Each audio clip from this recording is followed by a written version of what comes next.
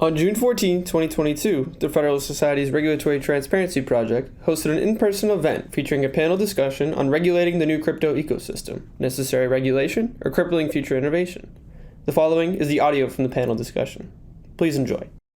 Well, we're joined by a terrific panel today. The plan was pretty simple on my part. Just find the smartest people you follow on Twitter on crypto and just bring them all in a room and just kind of do a response panel to Commissioner Peirce's speech.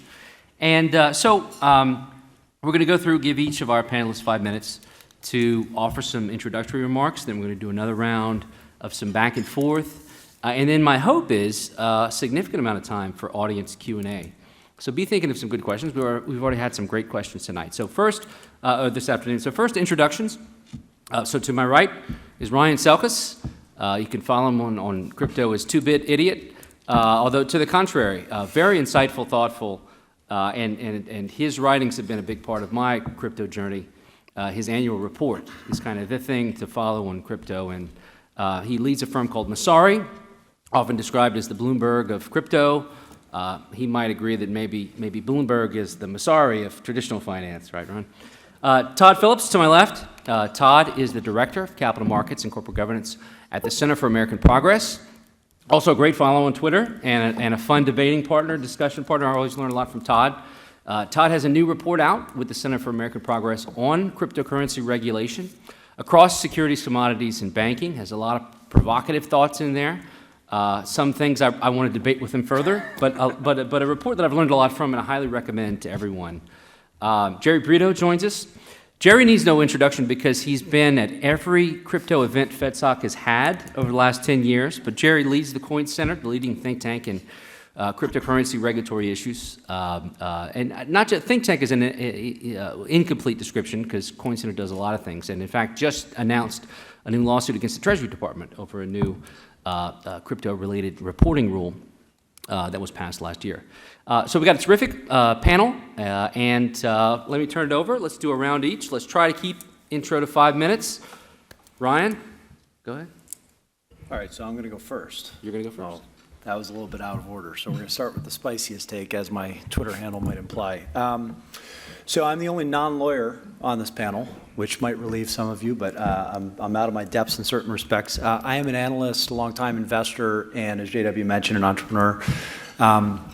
I've started a couple different companies within the crypto sphere. I'm actually intimately familiar with one of the ones that is immediately impacted by Hester's remarks, Grayscale, back when I was at Digital Currency Group. Worked on launching some of those products. More recently, my company, Messari, is a data analytics platform that some people call the Bloomberg of crypto, but we actually started with a little bit of a different mandate and called ourselves more of an Edgar-like repository, where we actually work on data standardization structures, disclosures, equivalents. We actually work with 30 of these open protocols on behalf of their communities to put together the equivalent of bottoms-up quarterly reporting for these assets. So I would argue that there's probably no one in this room, arguably, in the industry that's done more in whistleblowing and transparency efforts than I have. I broke into the industry whistleblowing the Mt. Gox bankruptcy. I was, I think, a few years ahead, respectfully, of the SEC on Ripple in terms of talking about the overstatements that they had with their market cap and some of the shenanigans that they had with insider transactions and obfuscating some of their marketing materials versus what the reality was as they were distributing these tokens. And I work on this with my team full time, trying to solve some of these information problems. I want to try to keep my remarks relevant to Commissioner Peirce's comments, though, and I want to leave everybody with one number if they walk away from the session today, and that's $6 billion. That is the amount of investor capital that is currently locked and underwater because of the SEC's policies towards exchange-traded products.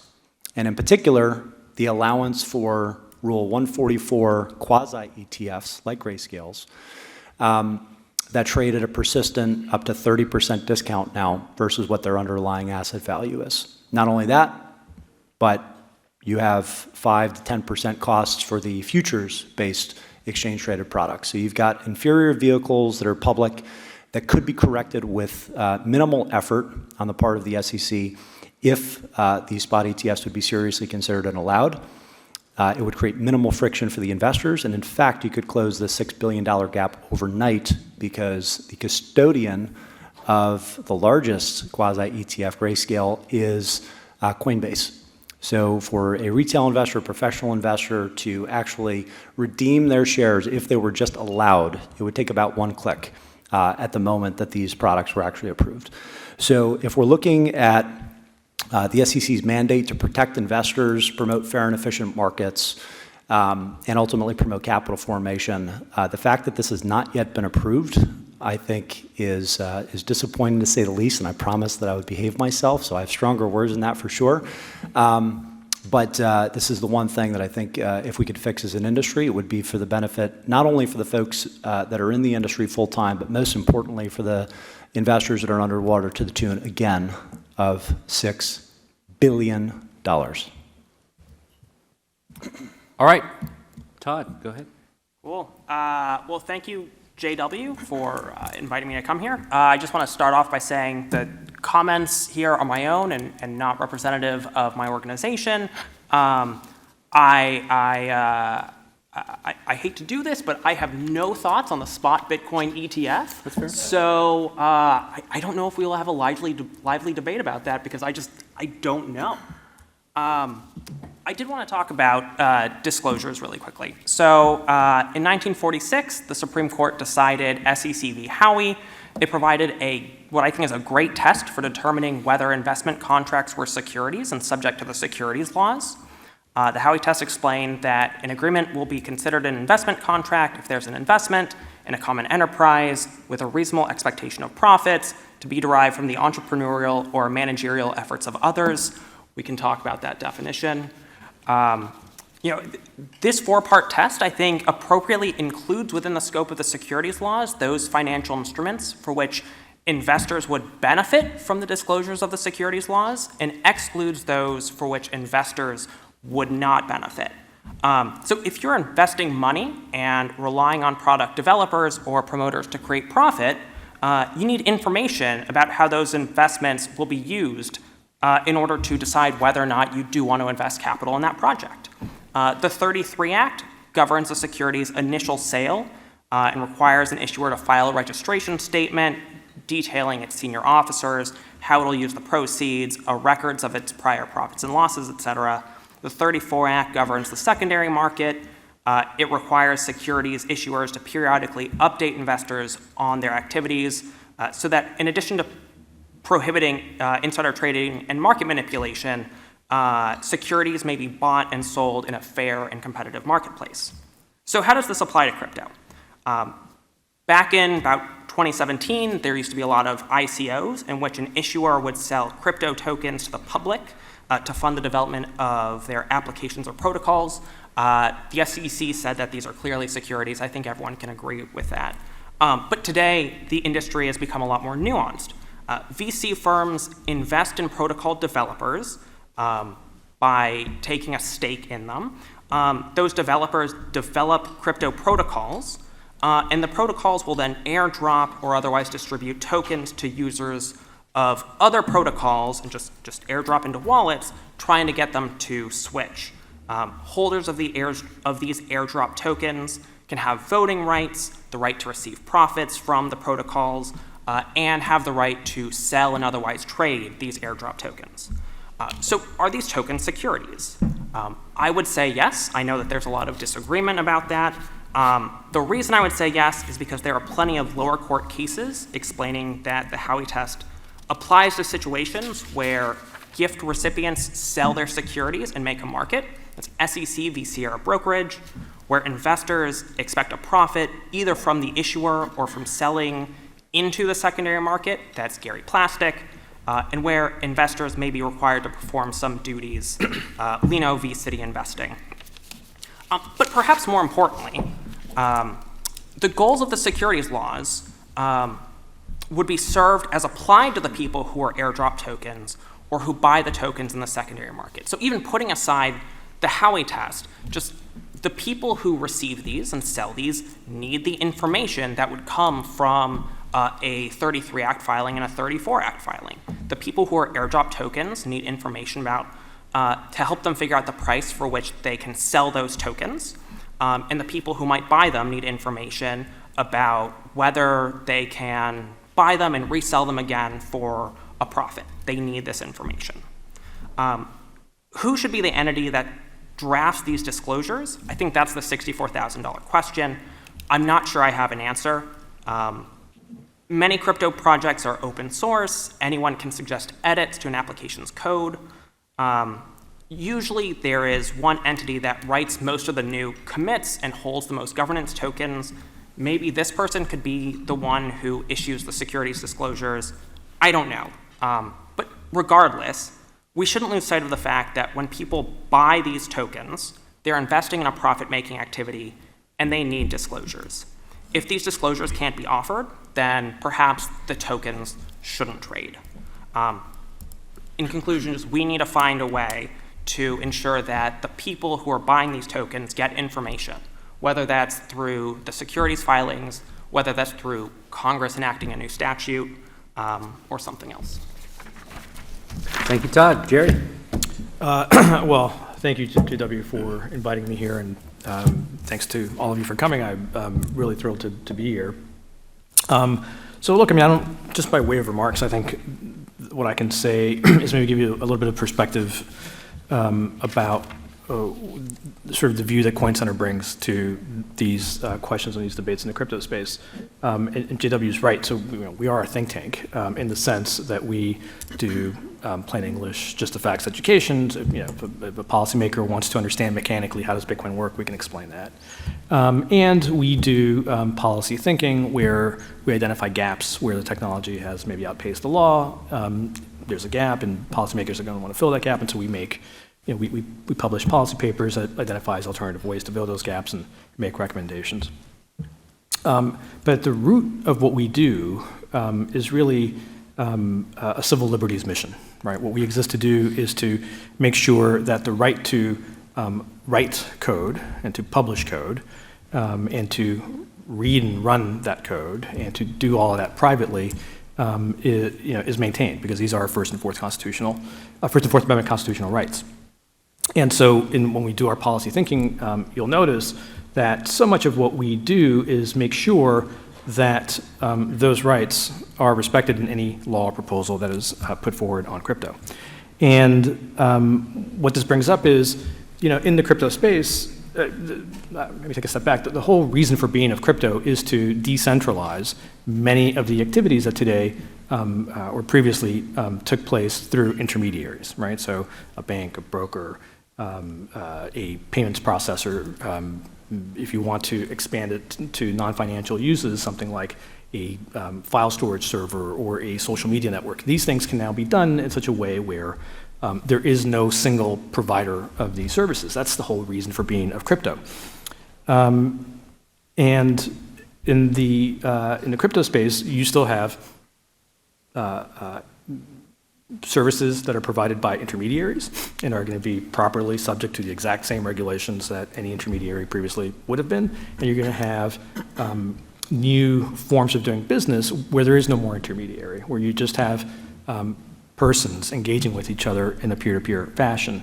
And so that is really where I think the most novel, interesting questions are, and where the answer usually is there's no sort of prophylactic regulation that you can do, because these are just people engaging with each other. So when it comes to things like ETPs, exchange, centralized spot exchange regulation, lending products, it's appropriate that the SEC and other similarly situated regulators engage, and I hope that they do so in a thoughtful way, engaging with the industry. But totally appropriate. But then you have areas where there's activity where there is no intermediary. There is no body doing anything except publishing code, reading code, writing code, et cetera. And when you get to those spots, really, there probably isn't any place for licensing or prohibitions or any kind of prior restraint on those activities. Now, there are always going to be laws that allow for policing of fraud and the like. You have, the FTC, you have other kinds of state attorneys generals have authorities that allow to police for fraud, but there really shouldn't be any sort of prior restraint. And so that's what we focus on. So I'll stop there. Okay. And I'll say to Jerry's point, I can think of crypto projects I'm not proud of, maybe even some I'm invested in that I'm not proud of. But I can also think of some I'm incredibly proud of. And one example is Airweave, which has a token. It's a decentralized data storage product. And it was used by the opposition in the Hong Kong protests to store their newsletter, their freedom opposition newsletter when the CCP censored them. So there are real stakes in this that are non-financial that are important. Thank you. So I'll go through and ask each panelist a quick question, just spur discussion. Feel free to ignore my question if you have something else you want to respond to. This is just to kind of get us going. So Ryan, so at Nassara you've done, and before that, you've kind of served the role of, as a journalist, as an analyst, information intermediary. The SEC has kind of a love-hate relationship with intermediaries, right? Think credit rating agencies, think underwriters, investment analysts. So on the one hand, we've heard from regulators, just comply, the law is clear, right? As I try to think that through, past the speeches from Chairman Gensler, how would a crypto project comply with Reg SK and Reg SX, and how would it help us at all? Like at some point a few years ago, he kind of intimated maybe Ethereum is a security or sales of it as a security. If the Ethereum Foundation filed, like what would that filing look like? Like Ethereum Foundation owns some Ethereum tokens, but you really learn a lot about the Ethereum network from that filing if you really think through the accounting entity assumption. So what do those disclosures look like? What should they look like? What do we need to know about tokenomics?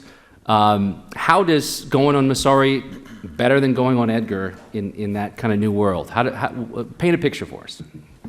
Well, I appreciate that leading question. But when we started the company, it was with a mindset that regulators were going to come knocking on basically every project that pursued an initial coin offering in 2017. And most of them were pre-utility, pre-network. They were clearly, fundraising mechanisms. And there was going to be the need for tracking the progress of those projects and whether they were delivering against, their roadmaps, their stated missions, and then how those tokens were going to get distributed over time, how they'd be used. Our thesis from day one was that when these networks are in use, regulation of the tokens themselves as securities would very often break the underlying functionality of the network, right? So if the Hong Kong protesters had to file a Form 4 every time that they wanted to store a newsletter, or had to go through a transfer agent, I mean, there's some ridiculous constructs that clearly break down when you talk about this new technology. So we thought about the spirit of existing securities law, and more importantly, of existing consumer protection standards.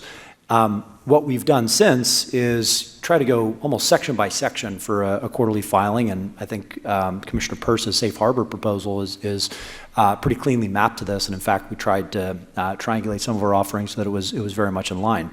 If you look at the work that one of our research teams does internally, it's almost like getting the business description and risk factors for these protocols, but in an open source way, because most of these communications happen in Telegram, in Discord, on Twitter, in Medium, and kind of other public forums. GitHub is a repository for a lot of this information.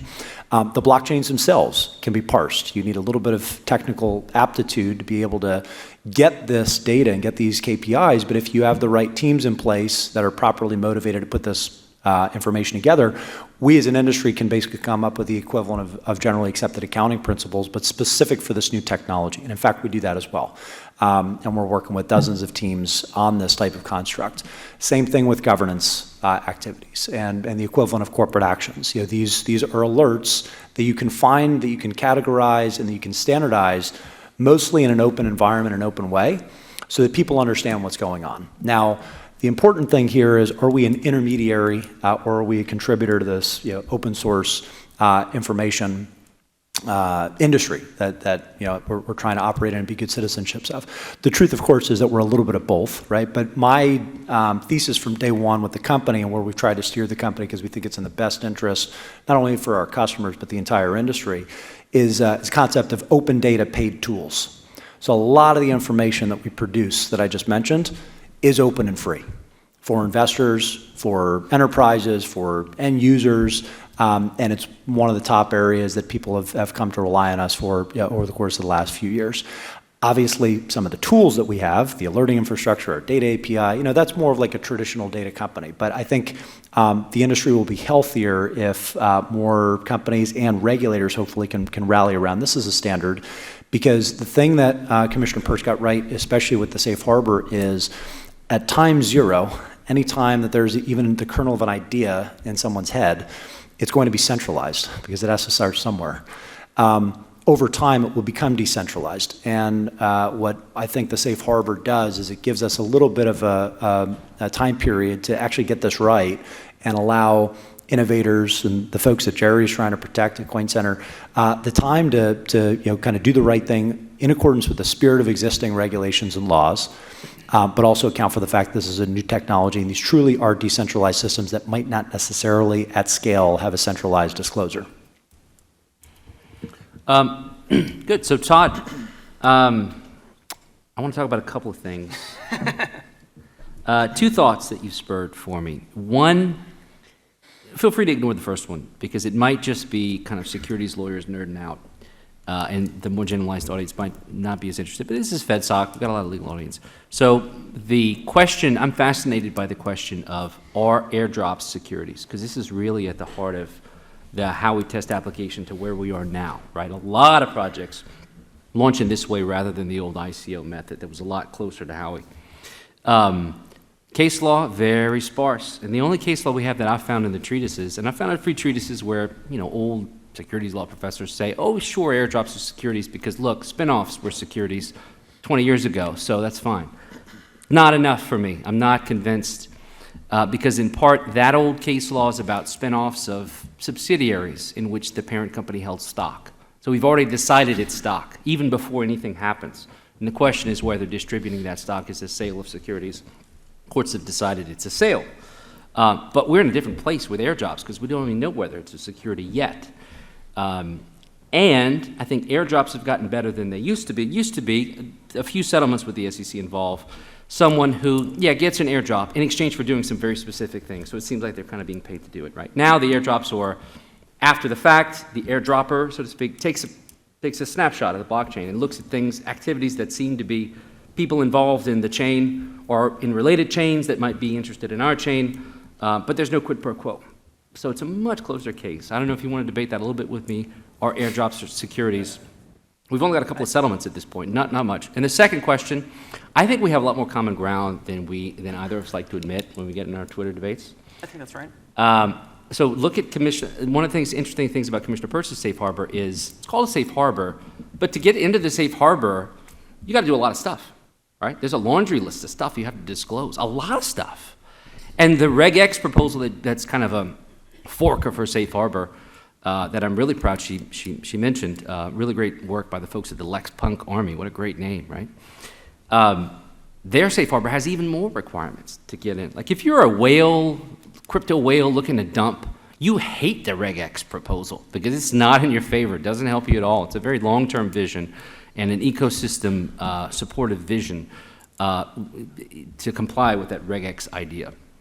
The SEC has done exemptive relief in the past when pension funds start voting a lot and talking to each other. There was a big problem here. We're all deemed to be soliciting proxies just by talking to each other as pension funds. SEC comes along and says, okay, we understand it. We'll do a lot of exemptions for pension funds to help them talk to each other about proxy votes. Internet comes along. It took the SEC a while to say, okay, fine, you can distribute proxies via this new email thing. It took them a while, like well after email was a thing that we were all doing. They eventually came along. Okay, fine, CEOs, you can say something about your company on Twitter and we won't call it a Reg FD violation. That was like 2010 before they did that, right? It took a while, but they came around. I think we all know they're going to have to come around on some kind of crypto-specific guidance and even something we might call an exemptive action. But an exemption action that has a laundry list. Meet me in the middle here. How did we get there? So I agree with you that I think exemptive relief is going to be necessary to get to a place where people are willing to register these tokens, and that they're going to be able to trade on securities exchanges or crypto non-securities exchanges or something. I am sure that exemptive relief is going to have to be a part of that. I am sure the SEC is going to have to come out with guidance about what it thinks of the Howey test and where it imagines the bounds of its authority. I think the SEC needs to come out with this and say, this is our understanding, this is the bounds of where our enforcement actions are going to go, and if you don't like it, you can sue us, and we'll have a court figure it out. I think that's what everyone here is looking for really some good, a good answer of what is a security and what is not. I've also heard folks say that they would like the SEC to write a rule about how it interprets the Howey test. Because the Howey test is a Supreme Court made rule, I don't know if the SEC can change that through rulemaking, but that is something that I'm sure people much smarter than me can figure out. As for our airdrop securities, I think that they are, and I think that they should be considered a security. We need the securities law disclosures. If investors want to buy and sell these things, they need the securities laws disclosures. And I think that even if an airdrop doesn't meet the exact investment contract definition, which is what the Howey test was about, it's entirely possible that we could call these things shares in the protocol. My understanding is the Supreme Court has not. There is still some room for the SEC or for the courts or the SEC to decide, this is what a share is, this is what a share isn't, and it's entirely possible that they could get there. I don't know what the SEC is going to do. The commissioner is shaking her head no, but yeah. But I'll just reiterate. I think that the disclosures are necessary. And either that comes from the securities laws or that comes from a new statute that comes from the new commodities laws that Congress creates. The end thing I want to get across is just that investors need this information. At one point, yeah. I think we agree on that point. What I'm asking is, would you be okay if we work on it together if the disclosures come as part of the exemption? The laundry list of disclosures required, because that's what the commissioner's proposal in the Reg X. Can we do disclosure via, because a lot of SEC exemptions they don't seem like exemptions really when you read them because they have a long list of stuff you got to do, right? Would you be okay with that approach? Or at least open to talking about it? I would definitely be open to talking about it. Okay, good. Yeah. Jerry. If there's one thing that I could add to that, because we've looked at this for 5 years as a company, right, as a model, it is extremely difficult to get any protocol to be open-minded about making disclosures on behalf of an entire community, if you're like a foundation, for instance, because there's strong disincentives to make yourself look as if you are a centralized party capable of making these disclosures. And it's a little bit of a reflexive argument, but this is important because the biggest opportunity to regulate some of these players, and one of the biggest information gaps right now in the market, is who holds the tokens, because who holds the tokens ultimately is what's going to drive whether there's significant selling pressure in a market environment like we've seen today, or if there's major governance decisions, who's actually going to hold the voting power to push through protocol changes in some of these decentralized systems. That's something that we could do today.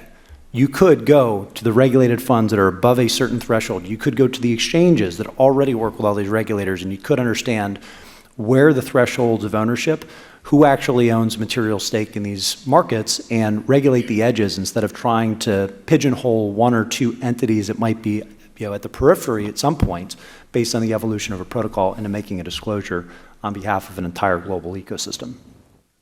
Does that work though at the initial stage, at the initial That's, I think centralized- the safe harbor would absolutely help in that interim stage, right? And so you could apply for some exemptive relief, a safe harbor during the process of decentralization. But we've also got a problem where we've got thousands of assets that are already out the door right now. They're going to have to be come into compliance, and there's going to be some remediation in place. One of the best ways to do that and start to chip away at some of these information asymmetries would be to look at the largest investors that are above the $150 million threshold, for instance, or the exchanges that are already regulated, because those are the central choke points as custodians of these funds.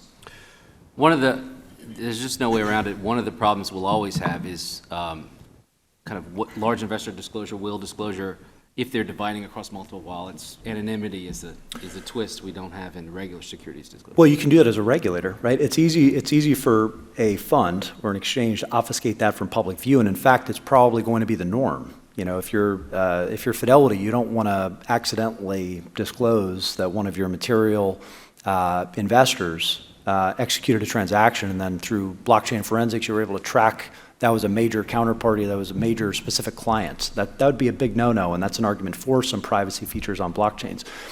In fact, like that suggests that you're going to need regulation at the edges and at the investor level, or you might never get this information because you might not be able to procure it or ultimately use even forensics to get this information, since you can pass these wallets through tumblers or ultimately use other privacy preserving techniques at scale.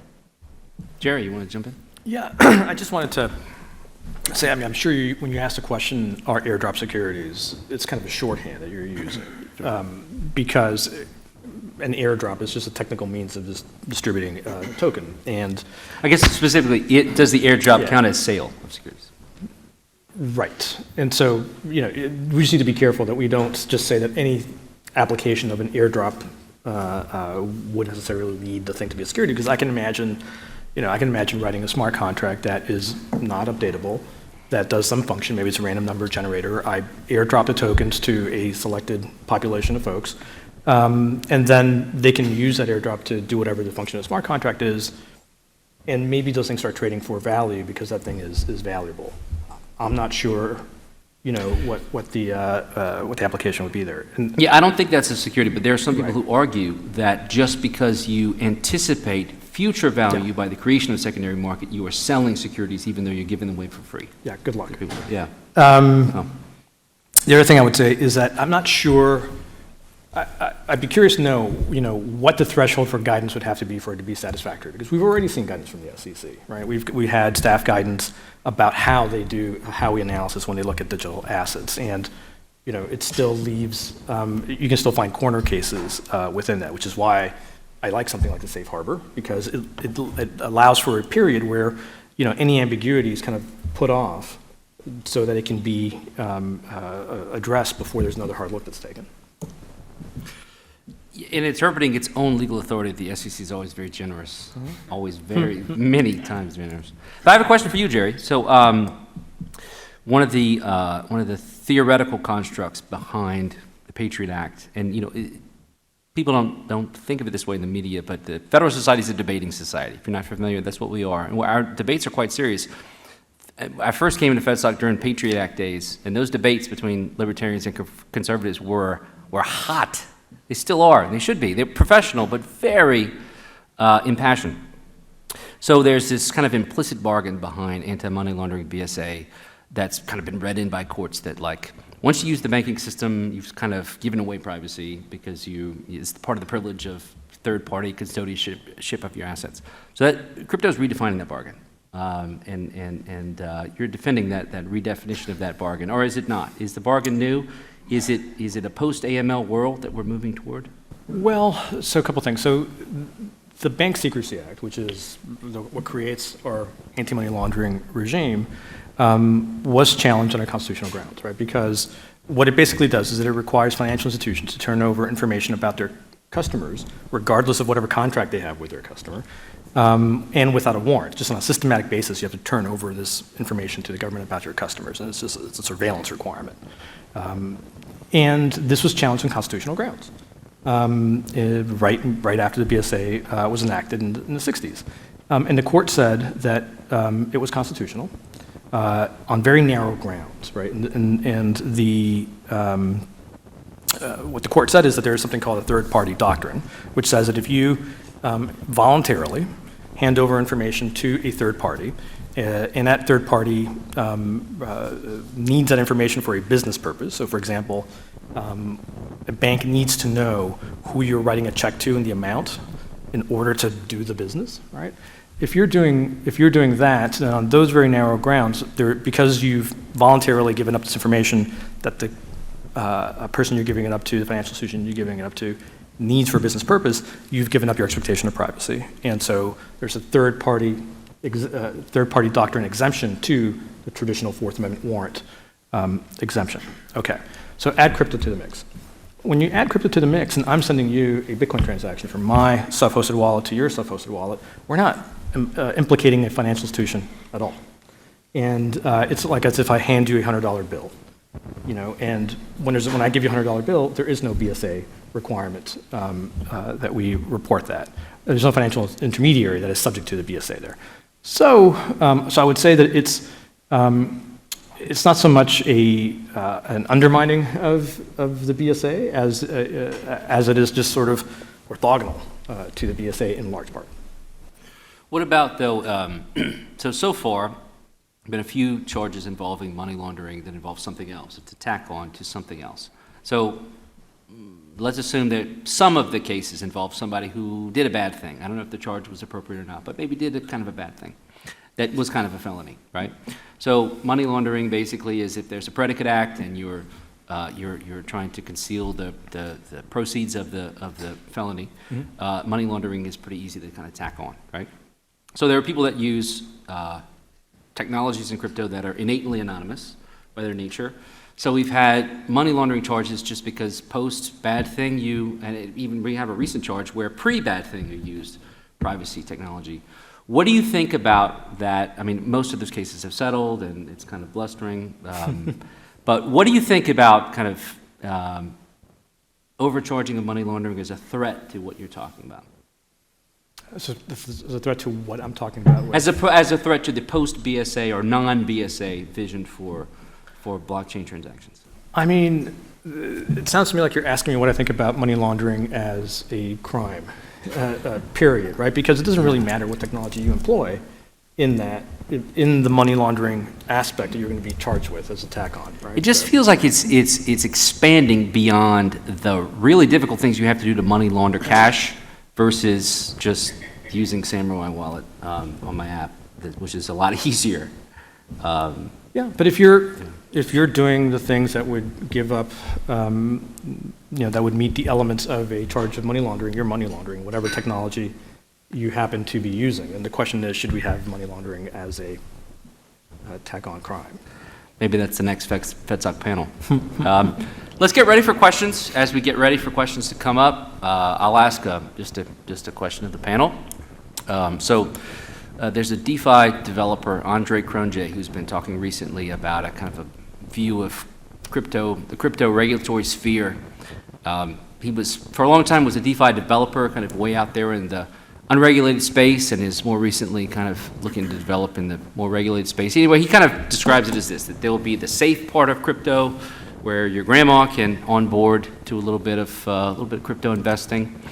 Then they'll be stretching out into the increasingly unregulated, more kind of Wild West, Badlands sphere of DeFi and such. And that's an accurate portrayal of how the West was kind of developed, right? And by the way, I don't see anybody sauntering toward the mics. You all should be sauntering toward the mics. But what do you all think about that as a vision for the intermediate term, at least? That there'll be the unregulated Badlands of DeFi. There'll be the more regulated sphere as a way this kind of develops, onboarding of traditional retail through regulated products and TradFi partnerships with crypto, and then evolution of code-based things that are very hard to regulate even if you try. They've got meat-space interfaces, but the actual protocols themselves are just distributed decentralized technology.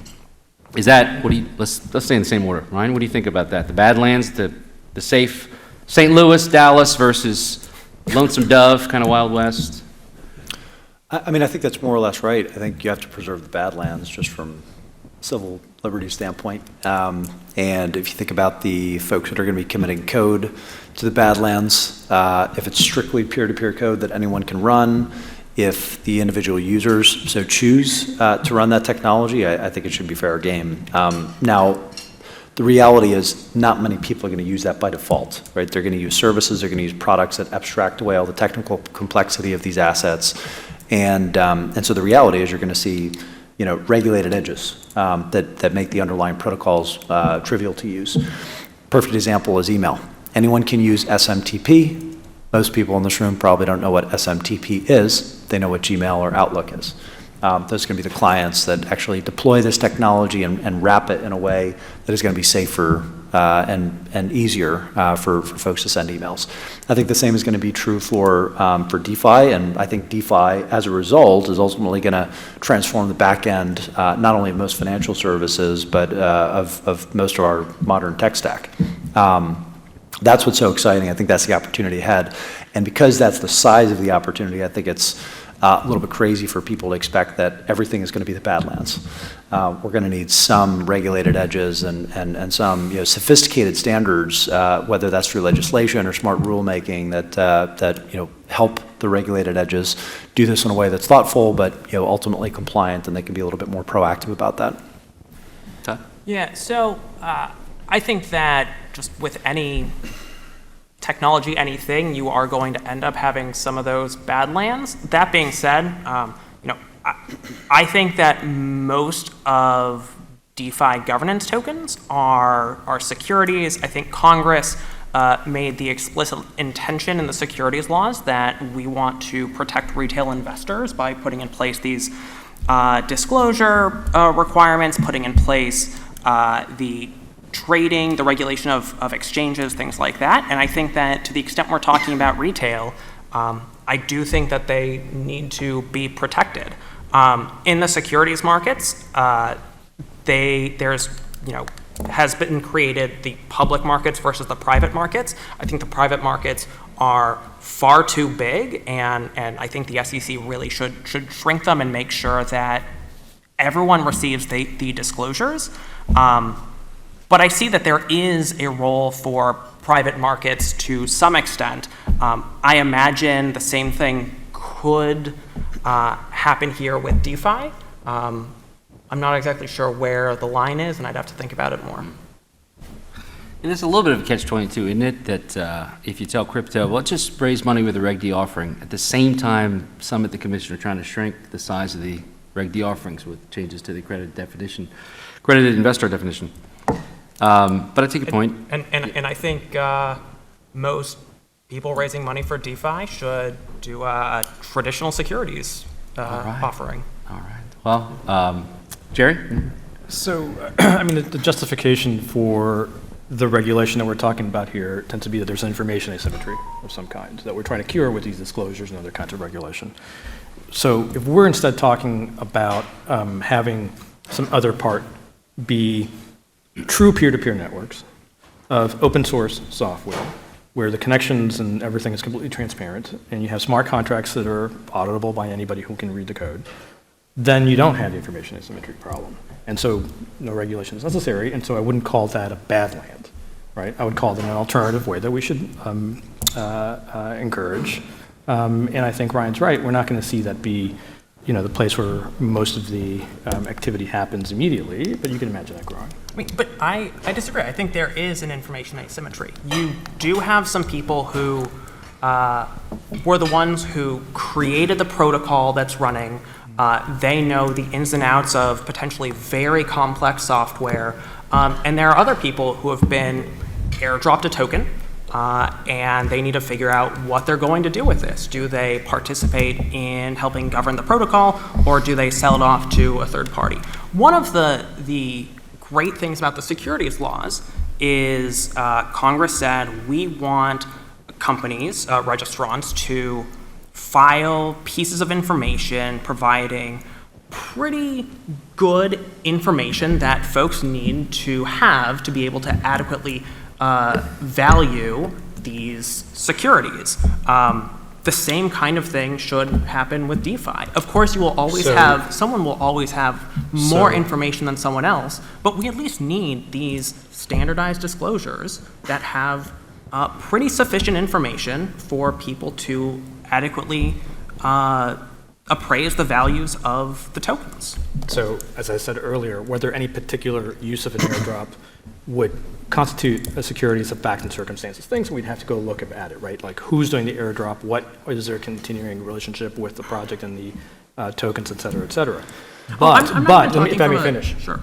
The fact that you have a developer who, by virtue of being the developer, has more information about the software in the system, because just they built it, they know the insides and outs, as you say, as long as the smart contracts and everything is completely transparent and open source, then by definition, they may have more experience with it, but they have no more information than anybody else in the world who can look at that smart contract. And if, as I said, you have peer-to-peer networks are transparent, open to anybody, and the source code is open source. And by the way, what I'm describing here is what Commissioner Peirce has as the requirements for her safe harbor, or among the requirements for her safe harbor.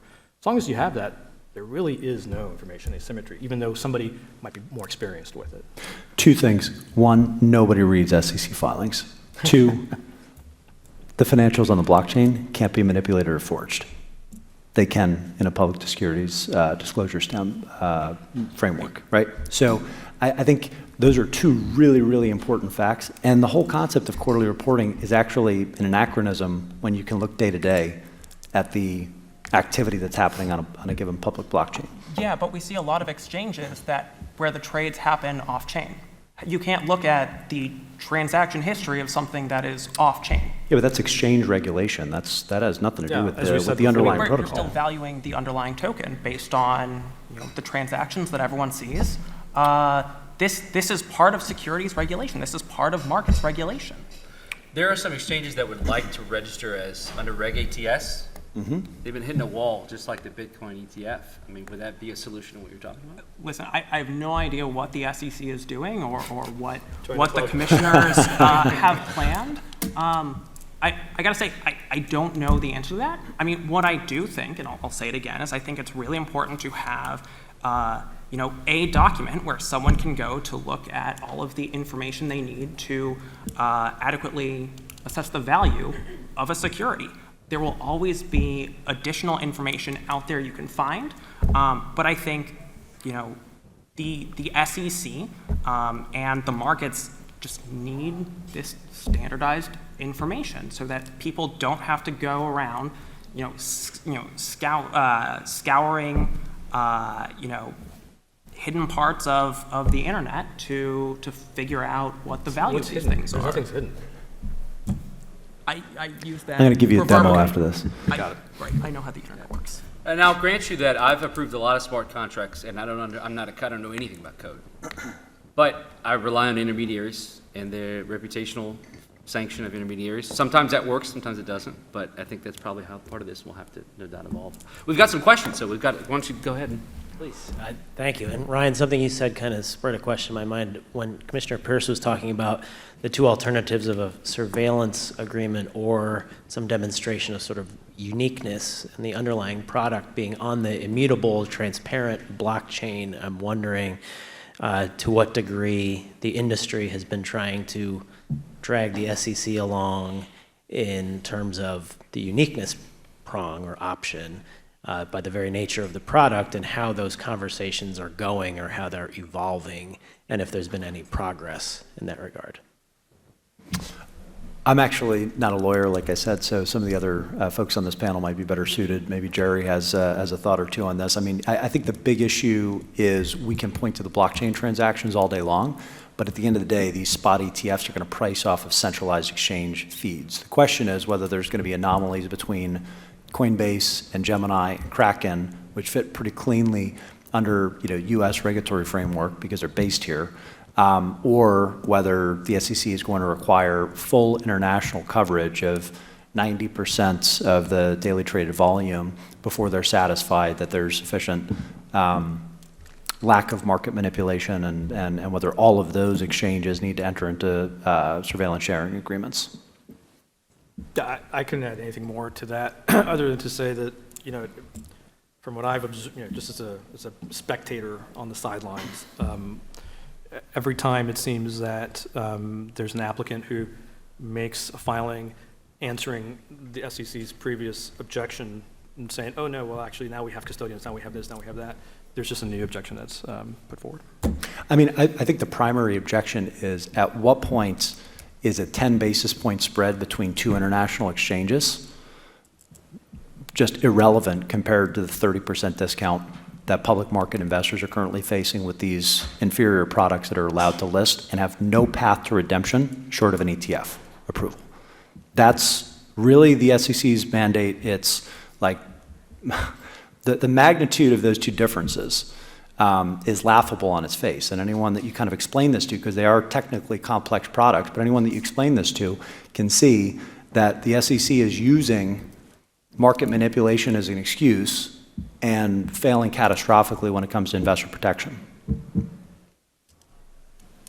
Good afternoon. I'm pretty new to this, so I apologize if my question isn't super specific. But last week, Senator Lummis, in talking about her new bill, said that we're trying to just fit the digital asset world into our current regulatory framework. To what degree do you think that's a good idea? Or is this an opportunity to create a new framework for new types of assets? These aren't new assets. I mean, honestly, things like Bitcoin and Ethereum are commodities, and so derivatives based on them, would be regulated by the CFTC. Tokens that are issued in certain ways are going to be securities. So I don't think we need to invent some new category specific for digital assets. I just think that we need to be smart and clear about what bucket particular things fit into. Yeah, I agree with that. I think these things are commodities and they can be securities. I don't know exactly what you call an NFT, but I think the Federal Trade Commission has authority to regulate them. I think the CFTC or some agency needs authority over the commodity spot market, because right now no regulator has full regulatory authority over that market. But other than that, I think maybe some tweaks around the edges.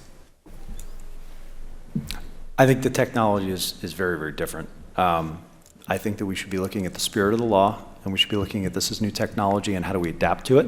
And I know that's inconvenient because it requires a little bit of a cooling off period and maybe some years before the infrastructure can be developed that will satisfy regulators' desires. But fundamentally, I think that trying to regulate and seek disclosures from a central party that's responsible for the maintenance of the protocol is the wrong approach. And the right approach is looking at the major holders of the assets, and you can do that by looking at the regulated edges and the investors and custodians that actually hold these things. But that I don't know if that's going to get worked out in the Lummis-Gillibrand bill or what that path is. I just think existing securities law, if we're trying to jerry-rig tokens to that 90-year-old framework that was written pre-computer, it's going to be pretty difficult. Yeah, I just to jump in, I think this technological uniqueness is part of what makes these assets very morphable, and regulation is not designed to deal with morphable assets. I mean, just trying to, outside of law, just trying to think about valuation issues around these things is very complex, because just take Bitcoin. Bitcoin has attributes of store of value. It has aspirations to be a currency, and it's in some ways used as payment, but limited so far. And some of these have attributes of both of those things, and also some utility value on the network, and also some attributes as traditional security. So they're very morphable in that way, and depend in part on how the individual user is using them. I like the energy behind the new bill, and I want to salute it. I have some concerns about that particular Title III of that bill, and the fact that it takes. I'm a big fan of Commissioner Peirce's, not just because she's here, her safe harbor, because it's simple, and I think that has to be simple. I think that's that the design that's in the bill is overly complex, and that complexity can bring back some of the interpretive questions that got us to some of the difficulties we have with Howey now. So that's my concern there. I'd keep plugging away at that and working with the staff on that particular title of the bill. But I love the energy behind it, absolutely. You have a question? Thank you all for being here today. So I work for ALEC, the American Legislative Exchange Council. So I was very intrigued by the title of today's presentation. We're going to be considering a model policy addressing crypto regulation at our upcoming conference. I guess I'm interested in getting some perspective on why there's so much interest in the states regulating cryptocurrencies rather than determining it at the federal level. Just because I know for businesses it's quite expensive to comply with all those state-based regulations. Thank you. Wait, sorry, so was the question State versus federal regulation and what? More interest in state-based regulation of crypto assets. Why industry is more interested in state-based? Yes, just because my impression, like I understand why state legislators are interested in determining it by their state, but then for some, I'm surprised that so many industry leaders are interested in it being determined by the states instead of the federal government. The current federal regulatory regime is hostile, so we'll fight anywhere that we need to until there's more common sense, is the short answer. That's not the lawyerly answer, that's why I can say it. I'd love to talk to you more, though, about state competition. In a prior life, I was a supportive of the FinTech Charter competition idea, not only the federal FinTech Charter, but also state-based FinTech charters. And the issue, the problem with banking and financial chartering reaching the ideal of interstate competition for chartering, the way that LLC chartering enjoys the competition, is the ability to have mutual recognition is limited by the fact of the FDIC's kind of oversight. If the FDIC is supportive, then it's great and you can make it happen. If they're not, then it's not possible. So, but I'd love to talk more about that because Wyoming started to get in the game, a few others, and I'd love to talk more about that because I think it has promise, particularly for using limited purpose bank charters to facilitate things like stablecoins. I mean, I'll also this is not directly answering the question, but I think that when we're talking about national or even international markets, national or international transactions, I think it's important to have federal regulation so that you don't have just state by state regulation. One of the, I think, great things about the securities laws is that if you are selling a security interstate, you have to follow one set of rules as opposed to 51 plus different standards. And again, I think a lot of these things are securities. It seems like we may get federal commodity regulation soon. So I think that the federal regulation is the way to go. I think that some of the state-by-state issues are not necessarily about securities law in particular. Some of it's about legal incorporation, right? So how do you think about these protocols? Are they LLCs? There's a pretty big push to regulate these entities as unincorporated entities, unincorporated associations, that's right. Unincorporated associations. And so you might need Wyoming, Colorado, Texas, some experimentation at the state level, which is exactly how the LLC ultimately came to fruition, 30, 40 years ago. So there's been some persistent frustration with the regulation by enforcement approach, and particularly with the regulation by settlement agreement approach. And it's been suggested several times, including by this panel, that if someone would just take the SEC to court, everything would come out, positions would be crystallized, and at least a court would settle it. The core of my question is that naive? And I'll give a specific reason why I asked that. That was argued for the Ripple matter, which is still going on. And the complaint in Ripple offered two potential interpretations. Either XRP itself is a security, or XRP is a token and you layer on top the promises made by the various Ripple executives of number go up and continued development and stuff like that. And that package is a security. And industry observers have commented on this many times. Ripple has said, well, which one are you arguing? And so far as I can tell, the SEC has been absolutely unwilling to clarify its position. So I'm wondering if you could comment on that. I have some thoughts on the Ripple litigation. I'm actually doing a panel at 7 o'clock, a podcast at 7 o'clock tonight. You all should listen, with John Deaton, who's been very involved in that litigation, and a couple of other folks.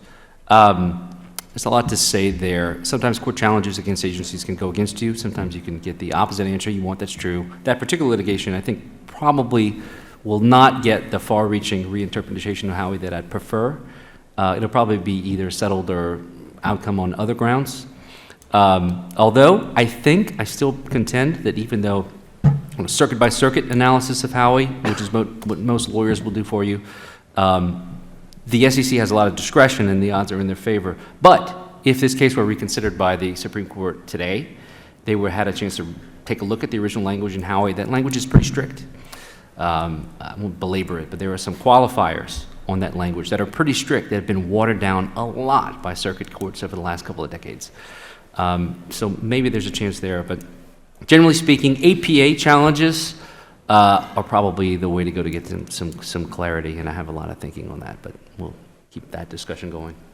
I think that because the Howey test is a court-made test, again, I don't really know the extent to which the SEC can weigh in here. It definitely has enforcement discretion, but the extent to which it can decide what is an investment contract or not, I don't know. I think that court-by-court challenges is probably the way that we are going to figure this thing out. I think right now the big one appears to be the Ripple case. I think it will take a while for that case to wind its way up through the courts, potentially up to the Supreme Court. I think it makes a lot of sense to file in a bunch of different districts in a bunch of different circuits and just have this kind of bubble its way up. Yeah, I agree with Todd. I think that having these as a judge-made law, and the only way we're going to get real clarity is by getting more judge-made law, more common law kind of develop around this.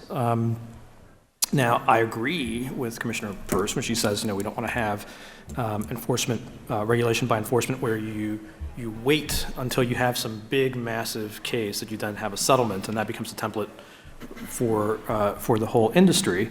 But at the same time, I wish more in the crypto industry would go to court, right, when faced with an SEC enforcement action, because that's the only way we're going to get, ideally you can have the SEC and parties who wish to do something that is ambiguous or that implicates the law in some way come to an agreement of how best to do that, maybe using some of the SEC's authority to exempt.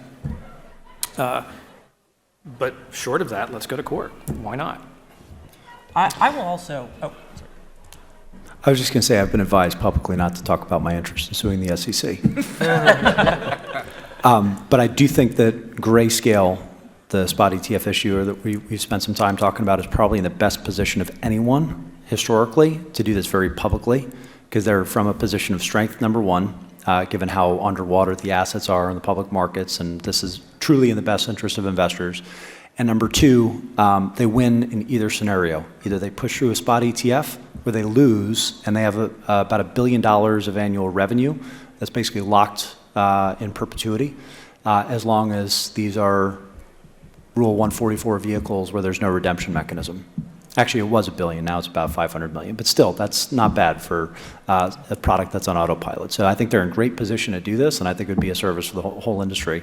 Hopefully they win.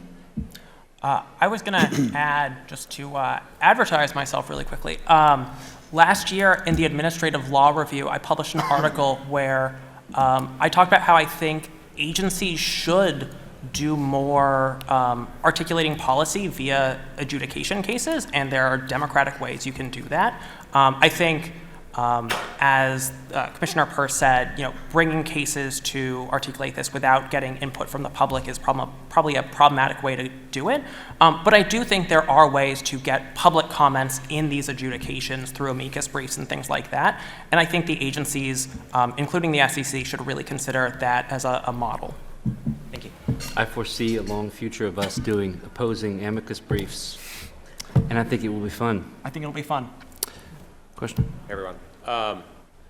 Ryan, this is, I guess, initially at you and then to the broader panel. So there's been a lot of talk about crypto winters, or as Andreessen Horowitz, I think, aspirationally terms them, price innovation cycles, where you have, at kind of its essence, huge spikes and then troughs where kind of interests goes away, and during those times of diminished interest, there's real innovations and they lead towards the next run-up. During this one, notwithstanding the kind of broader macro environment, what are some of the opportunities that you see that regulation, when brought appropriately to the space, can provide and kind of help bring some guardrails and guidelines? And what are some of the risks where potentially overregulation can stymie some of that innovation? That's funny. Yeah, that's like the pump up song for us down 70%, right? Yeah. I think there are a couple things to remember.